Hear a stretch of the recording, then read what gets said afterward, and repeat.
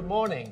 Good morning and welcome to Media Pulse, the show where we help you make sense of Thai politics. And again, it has been another eventful week as far as politics is concerned. Exactly. There's a lot of things to talk about, especially the not so entertaining entertainment complex. All right, we'll come back to this later on. No, but if things go according to schedule, the next general elections will not take place until sometime in 2027. And that is more than 2 years from now. Yeah. But interestingly, some major political parties already have their eyes on the next political contest, which is somewhere 2 years down the road. It's good to be prepared, I guess. And Thai Party, the core party in the current ruling coalition, is definitely one of them. Okay, and as we all know that the party is so fixated on regaining its political dominance after losing to the Move Forward Party in the last general elections 2 years ago. Yeah, and the Move Forward Party, which is now known as the People's Party, is still considered to be the force to be reckoned with for the Thai Party in the next general election. Don't forget that the Thai Party won every single elections in the past 20 years or so, right? Except for the last one, which it lost to the Move Forward Party. Yeah, that's true. So definitely they want to come back in the hearts and minds of the voters. It's good to be prepared. Yes, for that's them. right. That's And they very much hope that their performance on the issues of bread and butter, right? The economic issues. If they can prove that they can be successful with these policies, then they hope to be able to win, as you said, back the hearts and minds of voters. However, it is also reverting to the traditional approach that has proven successful in the past. And we'll talk about securing the support of the so-called Ban Yai, which is known in Thai politics as what, dynastic system? Yeah. No, it refers to families of politicians who wield significant influence in politics, in businesses, and elections. And in the West, these families may be referred to as political dynasties. But we are talking about dynasties in Thailand on a much smaller scale. For decades, these families have played an important role in shaping the outcome of elections, both at the local and national levels. Each of these families has its own sphere of influence in constituencies in various provinces or regions, including some constituencies in Bangkok. And their role is obviously considered to be an integral part of the patronage system in Thai politics. But unfortunately for these families, their dominance in Thai politics appear to have been eclipsed by the sudden rise of the Move Forward Party, which swept the last general elections. Yeah. So they simply put these families on the spot. The Thai Party believes that the service of these political clans is still indispensable if it is to win the next general election. And the issue is that it is very clear that in Thai Party, the biggest believer in the power of these political families is none other than former Prime Minister Thaksin Shinawatra, who is the party's the de facto leader. The man himself, yes. Well, the former Prime Minister has been touring provinces in the north and the northeast in the past few months. And officially, he's meant to help campaign in local elections on behalf of the Thai's candidates. Officially speaking, Yeah. helping the Thai's candidates. Yeah. But on his agenda, high on the agenda, is trying to win back support from these political clans or families for Thai Party in the next general elections. Yeah, I guess we can be sure that the former Prime Minister Thaksin Shinawatra will be very busy hitting the road in many more constituencies across the country. And obviously, he needs to court political clans that he believes will help ensure his daughter's government success. He certainly needs to make up for the lost time of 17 years that he was in self-exile. And during that period, many of the so-called political clans of Ban Yai felt very alienated from the Thai Party. So now Thaksin has to do extra work to make sure that he is able to help the party patch up the differences and win back the support from these political families. A lot has changed in 17 years. Definitely. Is it going to take shorter than that to come back? We don't know. No, okay. No, and early this week, Thai Party believes it has scored a major success with a very influential family that has a long history of dominating constituencies on the Thonburi side of Bangkok. So across the river. Yeah, okay. Yeah, for those of you who don't know Bangkok too well. So there's the Bangkok side and across the river, which is still Bangkok, but they call it Thonburi. And this is the scene that the Thai Party wanted the world to see. Top executives of the party on Tuesday posed for a group photo with members of the Muang Siri family, who swore their allegiance with Thai Party during a carefully organized press media. So why such a big deal with Muang Siri family? So in short, the family is the epitome of the Ban Yai tradition, and by extension, that means the patronage system in Thai politics. So a little bit of a background, the family, which controls a string of businesses, has dominated both local and national elections in Thonburi constituencies for decades, dating back to 2001. And that was when it was associated with the Thepchai party under Thaksin Shinawatra. And it is noteworthy because as many as 5 members of the Muang Siri family have been elected MPs over the years. It's considered to be a history-making achievement for the family. It's not common for a family, no matter how powerful or influential it is, to be able to win as many house seats for their family members as the Muang Siri family has been able to do. Yeah. However, it later broke up with the Palang Prachachon, or People's Power Party, the successor of Thepchai, right? That was dissolved back then by the Constitutional Court and aligned itself with the Democrat Party, which once a dominant political force in Bangkok. Okay. So the Muang Siri family, had done so well in previous elections until the last 2 elections, in which the family members failed so miserably. Yeah. Of course, at the hands of the up-and-coming party, then the Move Forward Party. Well, Thai Party, meanwhile, managed to win only one house seat in Bangkok in the last general election. And now with the Muang Siri family back under its wings, Thai Party very much hopes that it will be able to match the Move Forward Party, now known as the People's Party, in the next generation in the Thonburi constituencies. Yeah, it should also be noted that the Muang Siri family is a compensation for the potential loss of support from Yu Bamrung family. Remember, they had a fallout, and the Yu Bamrung family was another important political clan dominant in Thonburi. Yeah. If you want to talk about politics on the Thonburi side of Bangkok, you cannot avoid talking about the role, the influence of the Yu Bamrung family, right? Right, yeah. The family head, Kun Chalerm Yu Bamrung, a once influential political figure, has broken up with the Thai Party now, as we all know that he was on good terms with Thaksin before, but they have broken up over a lot of issues. Remember the press conference? Remember Kun Chalerm came out with the press conference talking about Pheu Thai and Thaksin.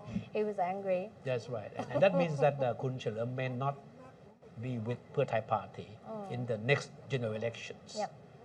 Yep. And Pheu Thai is not the only political party that is leaning on Ban Yai, or political clans, to win elections.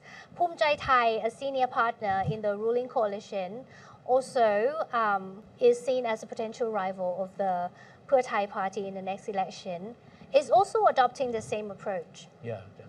In fact, Phum Chai Thai party is known to have close connections with a large number of local political clans, which were instrumental in helping the party win in many crucial constituencies in the last general elections.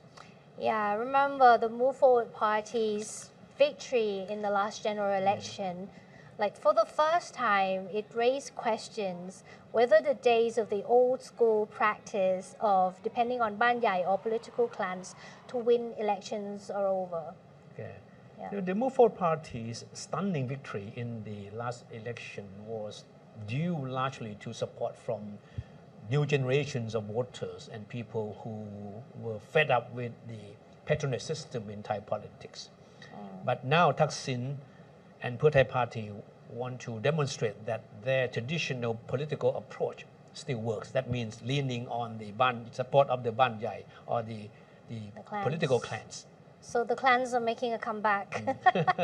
It would not be a surprise if we will see more of the political clans or Banyai line up to join or rejoin the Thai Party and of course Phumjai Thai parties in preparation for the next general election. It would be very interesting to see how much influence that the so-called Banyai system, the patronage system will play or will have on the next general elections.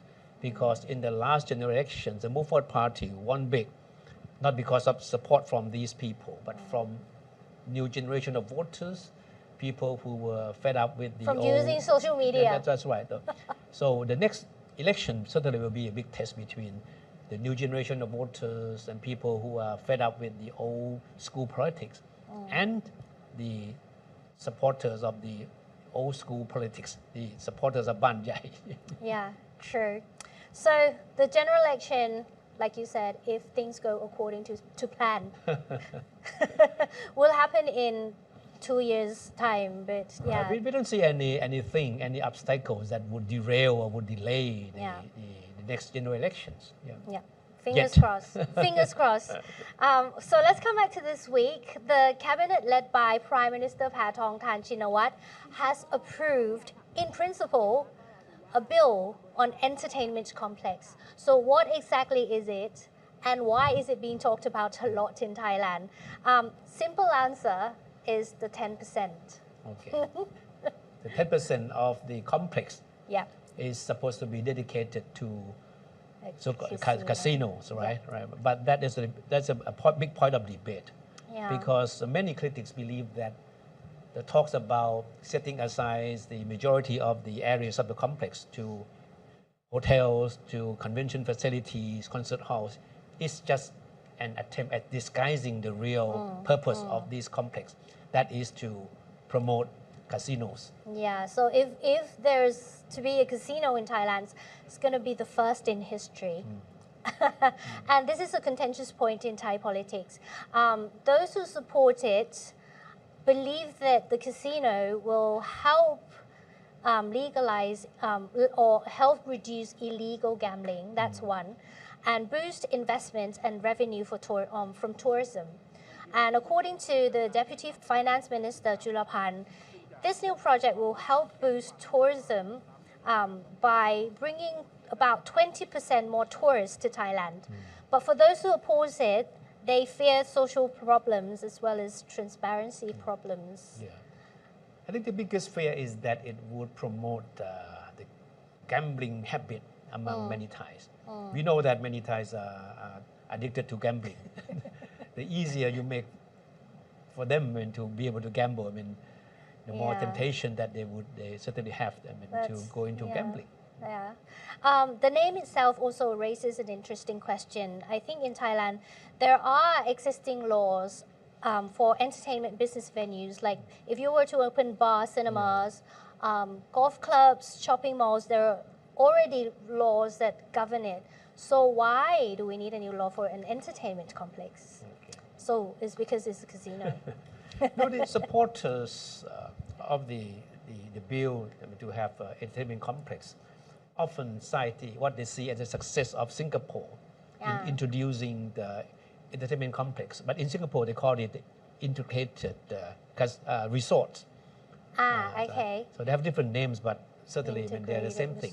So they keep talking about how successful Singapore has been in using these integrated resorts to draw in a lot more tourists. But critics said, why don't you talk about the failures of these casinos in countries like Cambodia, Laos, and Myanmar. Yeah, and they said they're going to charge the locals to go in. So I wonder how is that going to, work for Thai gamblers itself.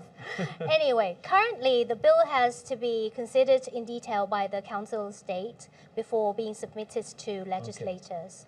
And the Secretary General of the Council of State, Kun Pakon, also said that there needs to be a clarification as to what exactly are they drafting here. Why are they not calling it a casino bill outright? So technicality aside, the media is very quick to take steps ahead, and they're looking at who is potentially going to benefit from it.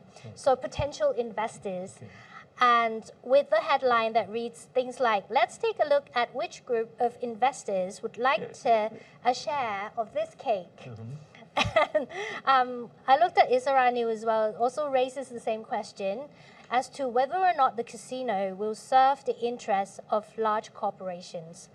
So although it is approved in principle by the cabinet, it doesn't mean that every party in the coalition agree with the proposal. Thepchai Thai, which is a senior partner in the coalition government, was originally opposed to the idea of legalizing casinos, right? Yeah. But with the bill now being approved by the cabinet, and which still need to be debated in the House, the Thepchai Thai party is rather reserved on its comments on the bill. Still right? very quiet. Very quiet. So, of course, I mean, Thepchai Thai party alone would not be able to make much difference, but it would be enough to send a strong signal as to whether or not there's unity among the coalition partners on this very sensitive issue. And here's what another media now has to say. It describes the situation as coalition parties putting on two acts as they have to deal with this bitter pill. So the real showdown, I guess, of course, is when they actually vote on the bill in Parliament. But as you just mentioned, it promises to be a very contentious issue. So that means there are a lot of people who are opposed to the bill will not be accepting the bill sitting down. So sure there will be protests. Yeah. At what scale we still don't know, but there certainly will be a lot of voices against the bill, and it is still a possibility that there could be even, street protests against the bill. Yeah. There's the force outside Parliament, Right. or the movement that has been against Thaksin and many other issues surrounding the Shinawat family. For example, Mr. Sonthi Limthongkul, right? He might take to the street. And legalizing gambling could potentially be another reason that they could use to galvanize support. All right, but this is very interesting because the buzz over the entertainment complex seems to have overshadowed what promises to be an even more controversial venture by the Patchimanon government. That is the move to legalize online gambling. Yep. Yeah, for months now, isn't it? Legalizing online gambling sounded just like an idea that the government is toying with. But all of a sudden, the Patchimanon government now appears to be only a step away from making it happen. But the problem is that the news about legalizing online gambling was not broken by the government, but by former Prime Minister Thaksin Shinawatra. Isn't that strange? Or this is something that would not surprise us anymore. Remember, he has no official title in the government. So speaking at an event in Bangkok early this week, Thaksin said his daughter's government was coming up with ways to legalize online gambling, which would help net the country as much as 100 billion baht, or around $3 billion in annual revenues. That's what he says. But what is interesting is that early on the same day, Prime Minister Patchimanon mentioned nothing about the move to legalize online gambling, while announcing that her cabinet agreed with the draft law on entertainment complex that would legalize casinos, meaning that she did not bother to mention the fact that the move to legalize online gambling was also approved by the cabinet. But she only talked about the bill on the entertainment complex. So that there is a big question mark as to why that very important issue about legalizing online gambling was not mentioned by the Prime Minister herself. But it was left to her father to talk about it. And it was later confirmed by the Digital Economy and Society Minister, Pasert Jantarongtong. He later admitted that the cabinet approved in principle a proposal from his ministry regarding a legal framework to manage online gambling related issues. Right. And he said this on Monday. Okay. And the whole thing once again reinforces criticism that the Paetongtarn government and the Prime Minister herself has always been under the influence of Kun Thaksin Shinawatra. Yeah. Pressed by the cabinet's decision on such an important issue was not officially announced by the government. He said the public attention was more on the issue of entertainment complex. Yeah, and it has always been a question whether this is Thaksin's ideas or the Paetongtarn government's idea. As we know that even without a formal role or position in the government, Thaksin has obviously been throwing his weight around. And in the eyes of his critics, he seems to be dictating every major policy decisions made by the government. Yeah, he never really shies away from demonstrating that he intends to exert his influence over his daughter's government. So, during one of the recent campaign tours, Thaksin also described himself as being nosy. It's very interesting. There's a quote, he says... He gave himself this moniker. I know, right? Normally we wouldn't call ourselves nosy, but anyway, he says, I need to poke my nose into everything because this country has so many problems. And no one seems to be in charge of solving them. So he was simply trying to suggest that only him he can really manage problems facing the government. Wow. And that's why he needs to poke his nose into every single issue. Like a superhero. He handles everything. Well, remains to be seen. This is a very contentious issue, I guess, online, offline gambling. It's going to be legalized. And I'm sure these issues of online gambling and the casinos will occupy a lot of media attention in weeks to come. And I'm sure that it will be another topic of major debate among the coalition partners as well. And we have yet to see parties like Thepchai Thai or other partners, whether or not they would come up with any new ideas or any opposition to the bill. Yeah, it remains to be seen. It's a long way away, so follow us and we'll bring you more explanations about what's going on exactly.